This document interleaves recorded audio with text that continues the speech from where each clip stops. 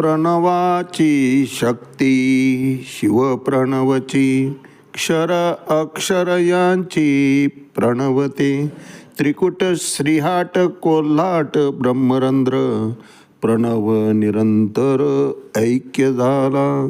ज्ञानदेव म्हणे ज्ञानदेव आपण प्रणव झाला आधी ध्याता ब्रह्मपदी प्रणवचे.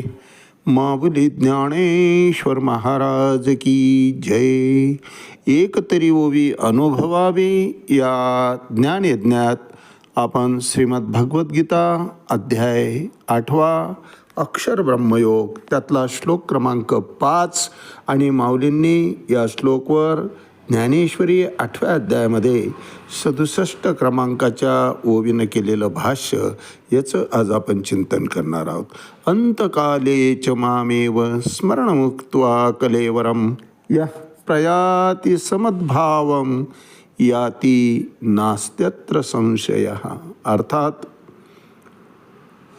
अंतकाळी केवळ भगवंताचं स्मरण करीत जो आपला देह त्याग करतो, अंतिम श्वास घेतो, तो तात्काळ भगवंताची प्रकृती म्हणजे भगवत धामाच्या प्रती प्राप्त होऊन जातो किंवा त्याची तो प्राप्ती करून घेत असतो.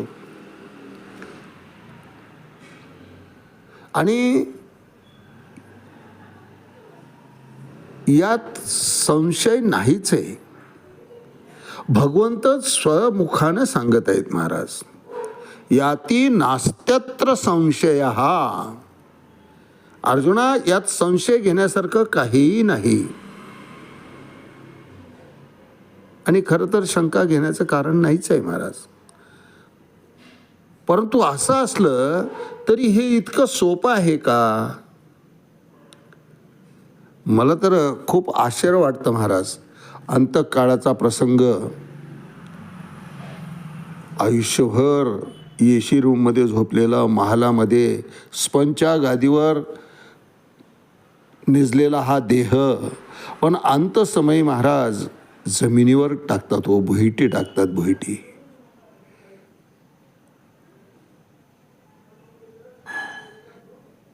आणि भुईटी टाकलेल्याचा तो अंतिम श्वास, त्याला अर्थातच होणाऱ्या त्या असह्य वेदना आणि त्याच्याप्रती चालू असलेल्या बाकीच्यांचे संवाद. काय संवाद असतात महाराज.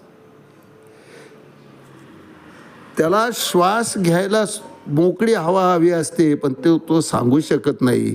आणि हे सगळे त्याच्या तोंडात तोंड घालतात, गोलाकार रिंगण करतात नातलग म्हणणारे, आणि आपापल्या परीनं त्या ठिकाणी ज्ञानाचे धडे पाजवत असतात. आता इथलं सोडा, इथं गुंतू नका, राम राम म्हणा. आणि मग चमच्यानं कुणी गंगाजल आणतं शेजारचं. उधार झालेले असतात महाराज सगळे.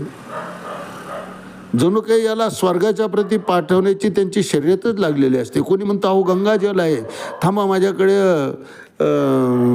गंगामय्याचं जल आणलेलं आहे, कोणी यमुनाचं आणलेलं आहे म्हणतात, कोणी नर्मदा मातेचं आणलेलं आहे म्हणतात, कोणी दूध घालतं, कोणी पंचामृत, कोणी तुळशीचं पत्र ठेवतं त्या तोंडामध्ये, वरतून पाणी टाकतं. आणि प्रत्येक जण ज्ञानाचे डोस देत असतात महाराज. राम म्हणा, राम म्हणा, अडकू नका, आता इथं गुंतू नका. आणि हे कोण सांगताय? गुंतलेले सांगतात. हे विशेष आहे महाराज. आणि सांगतात कोणाला? जो जातोय त्याला. अहो त्याला नाम घ्याय करता आता वेळ तरी आहे का? बरं तुम्ही जे सांगताहेत ती भाषा त्याला कळते आहे का? सगळी लबाडी महाराज.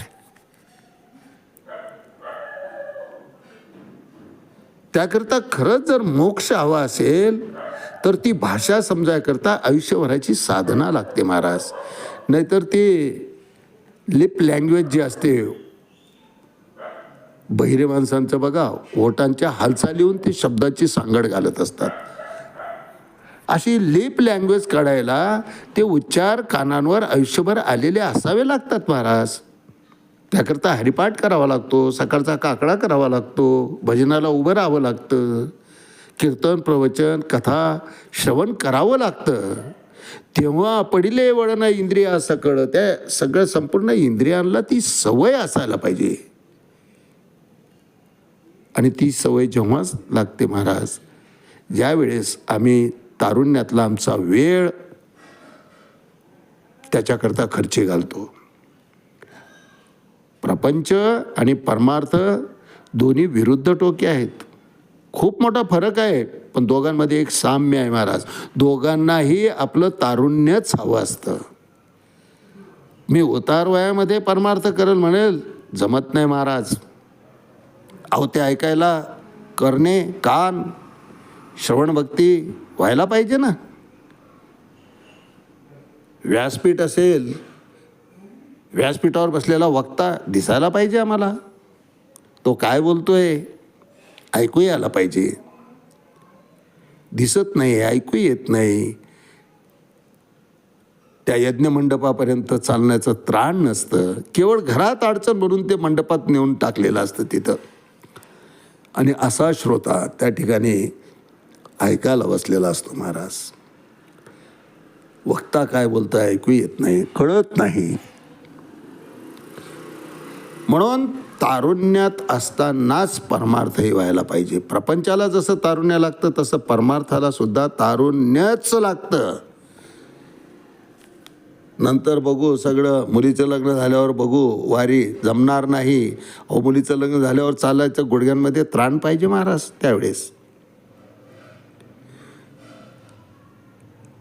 म्हणून उपाय जरी सोपा सांगितलेला असला की अंतकाले च मामेव स्मरणमुक्ता कलेवरम, अंतसमयी अंतिम श्वासाच्या वेळेस या देहातून, या कुळीतून प्राणाचं उत्क्रमण होत असताना, प्राण निघून जात असताना, अंतकाले च मामेव, अशा या अंतकाळी फक्त माझं नाम मुखामध्ये यावं, माझं स्मरण व्हावं. अर्जुना, या प्रयाती समद्भावम याती नास्त्यत्र संशय, त्याला माझ्या धामाची प्राप्ती होईल यात शंकाच नाही, भगवंत म्हणतात. पण आयुष्यभराची साधना लागते महाराज, तेव्हा हे शक्य होतं. अचानक तुम्ही शेवटच्या समयी मी राम म्हणाल आणि मुक्त होऊन जाईल, और ते म्हणायला मती ठिकाणावर पाहिजे ना. त्यानं बुद्धी वगैरे सगळंच काढून घेतलेलं असतं त्यावेळेस. मग हे सोपे मार्ग आठवतील कुठं आम्हाला महाराज? इतकं सोपं नाही. ते ऐकायला सोपं आहे, कृतीमध्ये इतकं आणायला सोपं नाही. तितकं सोपं असतं तर कुणी आयुष्यावर टाळ टिपलेच नसते महाराज. तीर्थयात्रेला कोणी गेलंच नसतं. कशाला आपला प्रापंचिक वेळ वाया घालवला असता. शेवटच्या वेळी म्हणू राम आणि होऊन जाऊ मुक्त. कारण भगवंताने सांगितलंय, यम यम वापी स्मरण व्हावं तेजते अंत्य कलेवरम. शेवटच्या वेळेस जे देह टाकताना जो विचार आला ती गती त्याला प्राप्त होते. यथामती तथा गती. मती मती आम्ही भगवंताची जाणू. अरे हो, ते आणाय करतात ती मती जी राहते, ती बुद्धी जी राहते, ती बुद्धी शापित राहते का महाराज? नाही, शरीराच्या व्याधींमध्येच अडकलेलं राहतं. आई ग बापारे म्हणून कणत कुठत शेवट या कोडीतून प्राण जात असतो महाराज. त्या वेदनांमुळं, त्या वेदनांच्या पुढं तुम्हाला मोक्षाचा मंत्र सहजासहजी कसा गवसल महाराज? त्याला आयुष्यभराची साधनाच लागते. म्हणून ऐकायला जरी सोपं वाटत असलं, अंतकालेच मामेव स्मरणमुक्ता कलेवरम, इतकं सोपं नाही. या प्रयाती समद्भावम याती नास्त्यत्र संशय. उदार आहे तो, त्यानं सांगितलं आहे माझ्या धामाची त्याला प्राप्ती होऊन जाते. पण ती इतक्या सहजासहजी होत नाही. चिंतन केलं की आपल्या लक्षात येत असतं महाराज. यावर भाष्य करताना माऊली 67 क्रमांकाच्या ओवीत ज्ञानेश्वरी 8व्या अध्यायामध्ये म्हणतात, जैसा आकारू हा आहाच भ्रंशे, वाचूनी वस्तू ते साचलीची असे, तेची बुद्धी झालिया विसकुशे कैसे नि आता. अर्थात त्याचप्रमाणे वरवर दिसणारा हा मिथ्या शरीररूपी आकार जरी नाश पावला तरी त्याशिवाय अधिष्ठान ब्रह्मवस्तू की जी मूळचीच सर्वत्र भरलेली आहे आणि ती ब्रह्मवस्तूच जर बुद्धी झाली, बुद्धीच त्या ठिकाणी विवेक रूप घेऊन आली, तर आता बुद्धीच कशी डगमगेल महाराज. वेदना कितीही असह्य होत असल्या, शरीर भाव आहे तो, परंतु त्या वेदनाच्या पुढं जर साधना आमची भरघोस असेल, भक्कम असेल, साधनेचा पाया भक्कम असेल, भक्तीचा पाया भक्कम रचलेला असेल, तर त्या वेदना शून्य होऊन जातात महाराज. बुद्धी स्थिर होऊन जाते. होत असलेल्या वेदनांकडे लक्षच जात नाही, कारण त्यावेळेस ध्यास लागतो तो भगवत धामाचा. आणि एकदा साध्य डोक्यामध्ये बसलं तर मध्ये कितीही अडथळे आले तरी साध्याच्या प्रती जाण्याचा वेग हा दुप्पट वेगानं त्या साधनेच्या मार्गाकडे खेचला जातो महाराज. त्यामुळं अंतकाळी जरी वेदना होत असल्या, कासावीस होत असला जीव, आधी व्याधींमुळे त्रस्त होत असला, तरी चित्ताची स्थिरता मात्र डगमगत नाही. ती बुद्धी स्थिर राहते आणि भगवंत चरणी लीन होऊन प्रसन्न चित्तानं. काहींचं बघा तुम्ही, आत्माराम जेव्हा जीवातला शरीरातला आत्मा जेव्हा निघून जातो, जीव निघून जातो, त्यावेळेस उरलेली शेवटची छटा जर पाहिली तर सुहास्य वदन असतं अशा माणसाचं. निश्चित त्याची नाड त्या परमेश्वराशी जोडलेली असते, त्या परमात्मा तत्वाशी ती जोडलेली असते आणि त्या धामाच्या प्रती त्याची रवानगी झालेली असते. त्या धामाची प्राप्ती त्याला सहजपणे होणार असते. आणि म्हणूनच या देहातून बाहेर पडत असताना सोबत असलेला तो ईश्वर, तो परमात्मा आणि हा आत्मा आणि कर्मफळ असेल तर या तिन्हींची एकजूट करून एक विचारानं या देहाचा ते त्याग करतात आणि पुढील प्रवासाला निघत असतात. अर्थातच कर्मफळ जर शिल्लक नसेल तर भगवत धामाच्या प्रती जीव जातो, आणि जर कर्मफळ शिल्लक असेल तर तितकं त्यावरचं ऋण फेडून घेण्याकरता असा व्यवस्थित अनुकूल अशा परिस्थितीतला देह, अनुकूल अशी योनी त्या जीवाला प्राप्त होते आणि पुढच्या वेळेस मोक्ष त्याची वाट पाहत असतो महाराज. म्हणून भगवंत म्हणतात, या प्रयाती समद्भावम याती नास्त्यत्र संशया. केलेलं कधीच जात नाही. योग भ्रष्ट होईल, पण पुढच्या जन्मामध्ये हाच योग भ्रष्ट पुढं योगी होऊन मोक्षाचा अधिकारी बनून जातो. कारण अर्जुन जेव्हा विचारतो, यती ही श्रद्धयोपेतो योगा चलित मानसा प्राप्य योग संसिद्धीम कामगतीम कृष्ण गच्छति. त्यावेळेस भगवंत सांगतात की पार्थ नाव हे नामूत्र विनाशस्तस्य विद्यते नाही कल्याणकृत कशी दुर्गतीम तात गच्छति. त्याला दुर्गती प्राप्त होण्याचा प्रश्नच येत नाही अर्जुना, कारण त्याच्या मुखामध्ये सदैव माझं नाम असतं.